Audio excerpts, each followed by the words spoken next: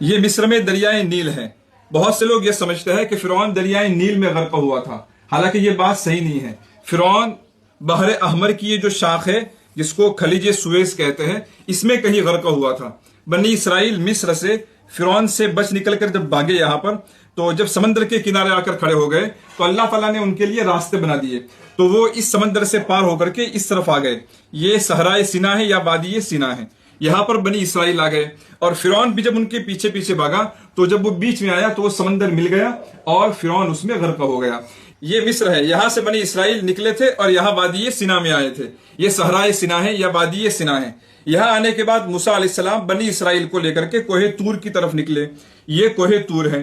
موسیٰ علیہ السلام نے یہاں کوہ طور پر 40 دنوں کا اعتکاف کیا تھا، اور اس درمیان بنی اسرائیل یہاں پر کسی وادی میں تھے، نیچے وادی میں تھے، اور موسیٰ علیہ السلام کوہ طور پر اعتکاف کیے ہوئے تھے۔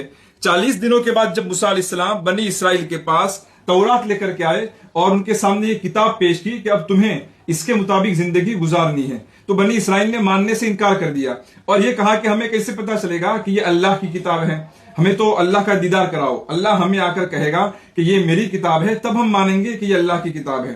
موسیٰ علیہ السلام نے پہلے تو ان کو سمجھایا، پھر اللہ کے حکم سے بنی اسرائیل میں سے 70 لوگوں کو لیا اور ان کو لے کر کے کوہ طور پر گئے، اور کوہ طور پر اللہ تعالیٰ نے ان 70 آدمیوں کے سامنے موسیٰ علیہ السلام کی تصدیق کی۔ اللہ تعالیٰ نے پس پردہ بات کی اور یہ کہا کہ تورات میری ہی کتاب ہے اور موسیٰ علیہ السلام کو میں نے یہ کتاب عطا کی ہے۔ لیکن اس کے باوجود وہ 70 لوگ یہ ضد کرنے لگے کہ ہمیں تو اللہ کا دیدار کرنا ہے، اللہ سامنے آ کر کے ہمیں کہیں گے کہ یہ میری کتاب ہے تو ہم مانیں گے، ورنہ ہمیں کیسے پتا چلے گا کہ یہ اللہ کی آواز ہے۔ اسی وقت بجلی کی ایک زوردار کڑک آئی اور وہ 70 کے 70 لوگ مر گئے۔ اس وقت موسیٰ علیہ السلام نے دعا کی کہ اللہ اس سے تو میری پریشانی اور بڑھ جائے گی، بنی اسرائیل پہلے سے مجھے پریشان کرتے ہیں، اب یہ حادثہ ان کے سامنے جائے گا تو وہ کہیں گے کہ موسیٰ نے 70 آدمیوں کو مروا دیا۔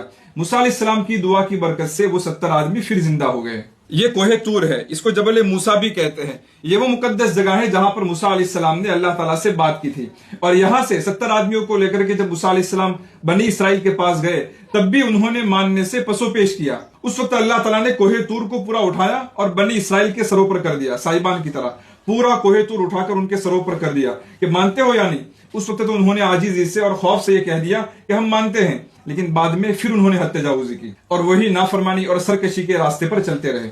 بنی اسرائیل کو ان کے انبیاء کی طرف سے جتنے معجزات دکھائے گئے اتنے معجزات کسی بھی قوم کو ان کے نبی کی طرف سے نہیں دکھائے گئے ہوں گے۔